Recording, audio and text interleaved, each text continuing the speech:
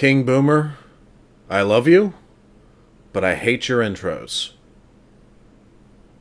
Well, here's another one.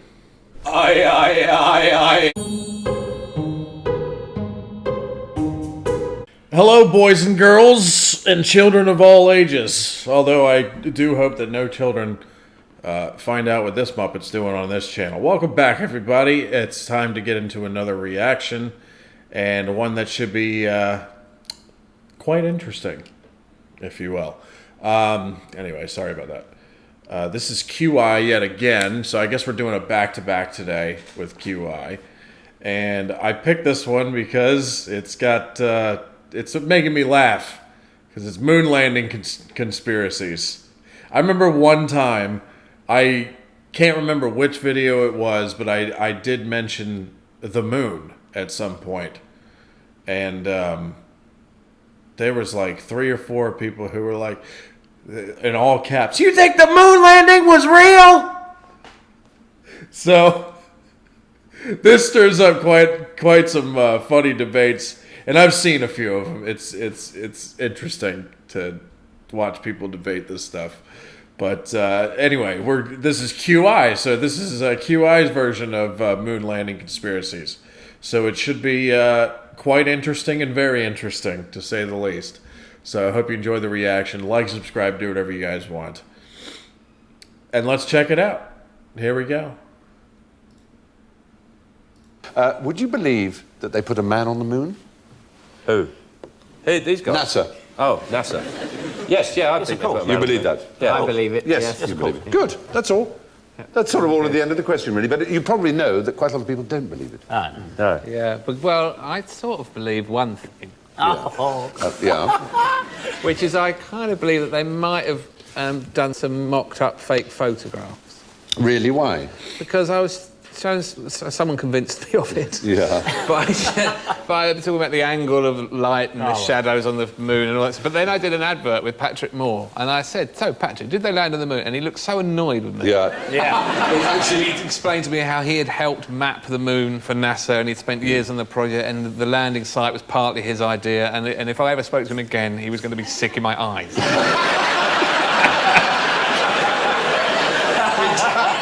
They are rather tight. If you'd spoken to Buzz Aldrin, he might have punched you. I was going to say... Buzz Aldrin punched someone. Oh, yeah, didn't it? Yeah.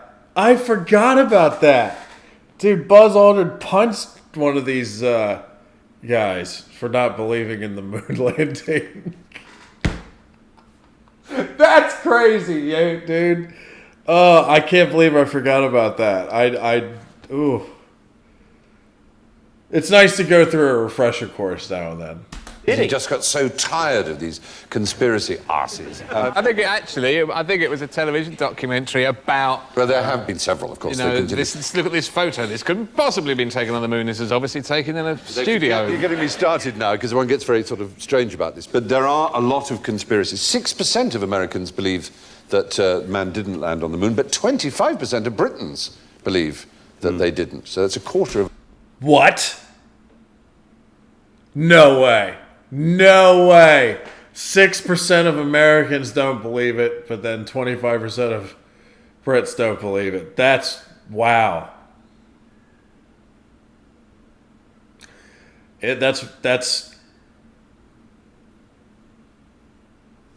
shocking to me.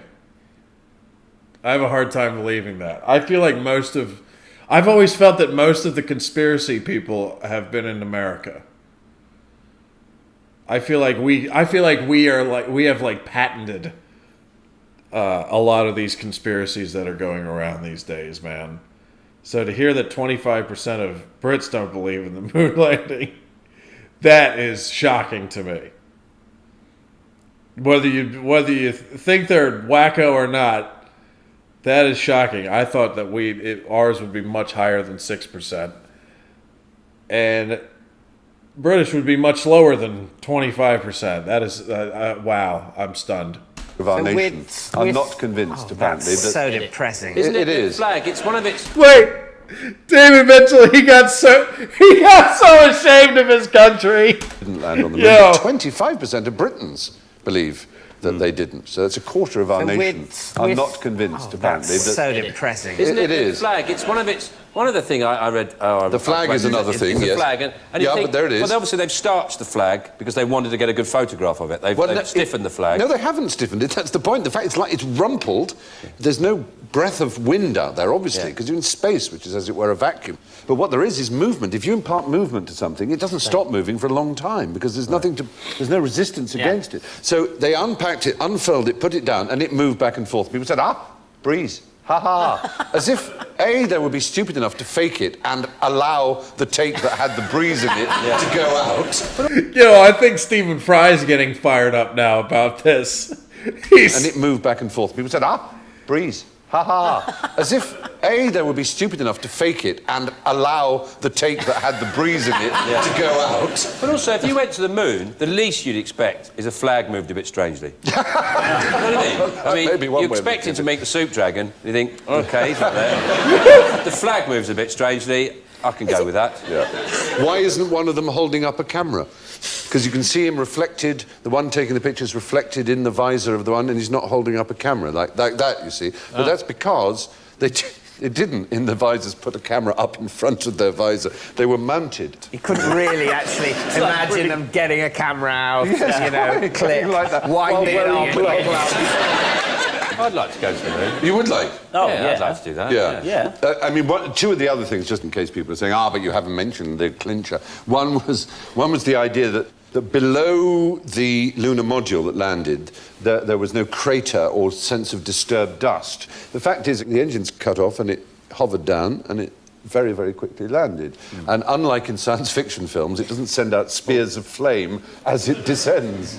That just didn't happen. So, because it was designed by, human brains and geniuses, and not a lot of people sitting tapping away at the internet who've got to go up to work in the morning. Yeah, who do you trust here? We are in trouble as a species if people refuse to believe in things that they couldn't actually do themselves.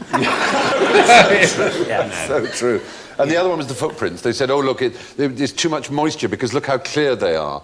Only a sort of caked mud could do that, but actually you could do that with flour. The fact is, it's just very fine ground, and there's, of course, it's a vacuum again. There's, I'm surprised. There's still a minute left in here, but the one thing that I have seen, people who don't believe in the moon landings, the thing that they bring up, usually no matter what, is, and you can correct me if I get any of this, but in fact, I already know I'm going to mess this up. But there's like a radiation field out in space that it would be like impossible for humans to get past without like frying to death or something. And they think because of that, like there was no way that you could get past, a human could get past that, even if he's in like some kind of shielded capsule or something. Something along those lines that they always bring up. Again, I'm butchering this, because I don't know much about space, and I've forgotten exactly what is said, but I know it has something to do with the radiation levels in space that just, like, the human body could not withstand it if it was out there. But that's the one go-to that they always go to when trying to convince people that the moon landings were fake, I think. Please correct me if I'm wrong, because again, it's not all coming to me in my Muppet brain. But I'm surprised that they haven't brought that up yet, because I feel like that's brought up every time in these debates. Go here. And the other thing with the mirrors that Apollo 12 astronauts put on the moon, which are now used for bouncing lasers off, for detecting, for example, how far the moon is getting away from us. And you can make incredibly accurate measurements because of mirrors on the surface of the moon. And perhaps to me the clinching one is that America's enemy at the time in the space race was the Soviet Union. And not once did they make a suggestion that they thought America hadn't done it. They never said, no, we know this was hoax. Yeah. The fact is, for every ill-conceived argument that the moon landings were a hoax, there's a perfectly logical explanation to put our minds at rest. Thank you for watching. Do remember to subscribe to the... Yo, I think Stephen Fry was like actually getting worked up that there's people out there that don't believe in the moon landings. Like, honestly, look, I believe they were real. I'm sure there's going to be some comments be like, oh, "What boomer, you're an idiot. They're fake." But those that's the kind of conspiracy where it makes me laugh. It just makes you laugh. I don't take it like very serious. Because the one thing that is very interesting, again, is the whole radiation thing, which I don't understand. Because I'm not well educated on how space is, I guess, but. I'm surprised they didn't bring that one up, because that's the one that's, and especially when they get into heated debates, and I've watched videos of people getting into heated debates about this, and it's the people who say it's fake always bring up the radiation field that's out in space, but it wasn't brought up in this one, so I'm sure there'll be comments about it below. I can't wait to read them though, because this is one of those conspiracies that's so entertaining. It really is. But anyway, it seemed like Stephen Fry was getting worked up just talking about it, and David Mitchell was actually like disappointed that 25% of Britons believe that the moon landing was fake. He seemed very genuinely and very disappointed in his countrymen. I kind of felt bad for him. But anyway, that was also shocking that 25% in Britain and 6% in America. I thought that 6% would be way higher, but I guess I was wrong. But that's what's awesome about this show. It's like it's entertaining, it's funny, and you learn things. It's real. I'm really liking this show. I'm probably going to go on a QI binge with these reactions for a while. So I hope I don't have any complainers about that, because these are fun to do for sure. And I'd never seen Stephen Fry with so much hair. He had long hair in that video. It was interesting. Anyway, much love. Hope this doesn't spark any real nasty debates in the comment section below, but you never know. And hope all is well, and I'll see you again soon. Have a great day and stay safe, Boomerites. Peace.